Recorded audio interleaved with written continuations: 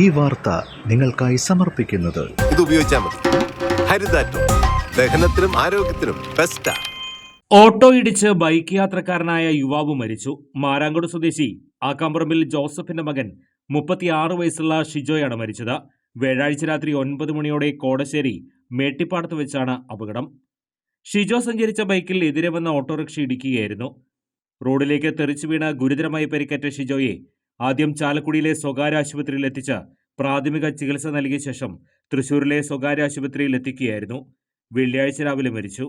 Chalakudy police മേൽനടപടികൾ സ്വീകരിച്ചു. അമ്മ ലീലാമ്മ, ഭാര്യ ലിമിയ, ബെദേൽ മരിയ, ഇസ്ബയൽ മരിയ എന്നിവർ മക്കളാണ്.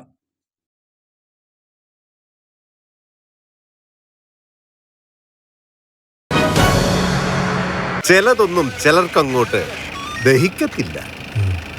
ഇത് ഉപയോഗിച്ചാൽ മതി. ഹരിതാറ്റോ ദഹനത്തിനും ആരോഗ്യത്തിനും ബെസ്റ്റാ.